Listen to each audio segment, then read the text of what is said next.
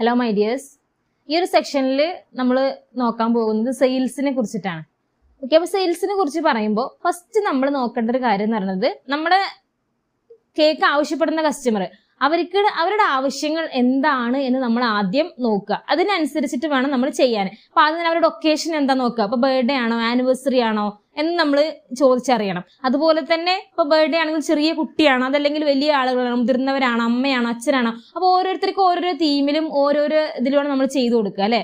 അപ്പോൾ അതെന്ത് ചെയ്യുക, നമ്മൾ ആദ്യം മനസ്സിലാക്കിയെടുക്കുക, അവരുടെ അടുത്ത് ചോദിച്ചിട്ട് തന്നെ മനസ്സിലാക്കുക.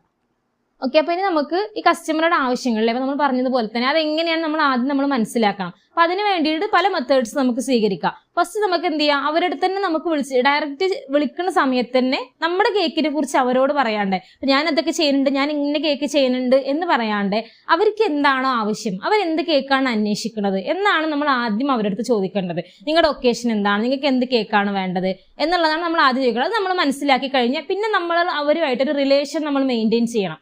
അപ്പോൾ നല്ല രീതിയിൽ അവരോട് നമ്മൾ ഇടപഴകുക, അതാണ് ഏറ്റവും പ്രധാനപ്പെട്ട ഒരു കാര്യം എന്ന് പറയുന്നത്. അത് പറയാനുള്ള ഒരു കാരണം എന്താണെന്ന് വെച്ചാൽ, നമ്മൾ ജസ്റ്റ് ഒരു സെയിൽ മാത്രമല്ല നടക്കുന്നത്. ഇപ്പോൾ ഒരു കേക്ക് എന്ന് പറയുമ്പോൾ നമുക്കറിയാം അല്ലേ, അത് അവരുടെ ഒരു ആഘോഷത്തിന്റെ ഒരു ഭാഗമാണ്. അവരുടെ അത്രയും ഓർത്ത് വെക്കുന്ന മെമ്മറബിൾ ഡേയ്സ് ആണ് അവർ നമുക്ക് വേണ്ടിയിട്ട് സമ്മാനിക്കുന്നത് അല്ലേ. അപ്പൊ അത് ആ ഒരു ദിവസത്തിന്റെ ഒരു ഭാഗമാകാനാണ് നമ്മളും ശ്രമിക്കുന്നത്. അപ്പൊ ആ ഒരു ദിവസം ഇപ്പൊ ഒരു ബർത്ത്ഡേ ആണെങ്കിലും കേക്ക് എന്തായാലും ഇപ്പൊ ആളുകൾ വാങ്ങിക്കുന്നതും കഴിക്കുന്നതും ആഘോഷങ്ങൾക്കാണ് അല്ലേ. അപ്പൊ അതുകൊണ്ട് തന്നെ ആ ഒരു മെമ്മറബിൾ ഡേയ്സ് ആയിരിക്കും അത്, ആ ഒരു ദിവസം എന്ന് പറയുന്നത്.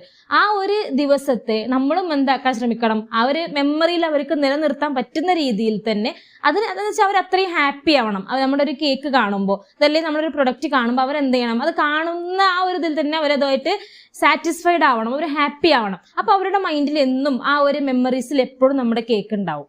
ഓക്കെ, അപ്പോൾ അതാണ് പറയുന്നത്, അവരുടെ ആ ഒരു എക്സ്പെക്ടേഷൻസ്, അവർക്ക് കുറച്ച് പ്രതീക്ഷകൾ ഉണ്ടാവും. നമ്മൾ ചെയ്ത കേക്ക് ഇങ്ങനെയായിരിക്കും, ഇപ്പൊ എന്റെ മോന്റെ ബർത്ത്ഡേക്ക് വരുന്ന കേക്ക് അത് ഇങ്ങനെയാണെന്നുള്ളത് അല്ലേ. അപ്പൊ ആ ഒരു പ്രതീക്ഷകൾ നിറവേറ്റിക്കൊണ്ടുള്ള ഒരു പ്രൊഡക്റ്റ് ആയിരിക്കണം നമ്മൾ അവർക്ക് കൊടുക്കേണ്ടത്. അപ്പൊ അതിനാണ് നമ്മൾ എന്ത് പറയുന്നത്, ആദ്യം അവരുടെ ആവശ്യങ്ങൾ എന്താണെന്ന് നമ്മൾ മനസ്സിലാക്കുക. ഇപ്പൊ ചിലർക്കാണെന്നുണ്ടെങ്കിൽ സിമ്പിൾ ആയിട്ടുള്ള തീം കേക്കുകളൊക്കെ ആയിരിക്കും ഇഷ്ടം, സിമ്പിൾ ആയിട്ട് 2 കളറിൽ, അതല്ലെങ്കിൽ വളരെ സിമ്പിൾ ആയിട്ട് ചെയ്യാൻ ആഗ്രഹിക്കുന്ന ആളുകളായിരിക്കും ചിലവരുണ്ടാകുക. പക്ഷെ ചിലരെന്താ വെച്ചെങ്കിൽ ഭയങ്കര കളർഫുൾ ആയിട്ട് കുറെ സ്റ്റിക്കേഴ്സ് ഒക്കെ വെച്ച് കുറെ ഐറ്റംസ് ഒക്കെ വെച്ചിട്ട് ഓരോരുത്തർക്കും ഓരോരോ മൈൻഡാണ്.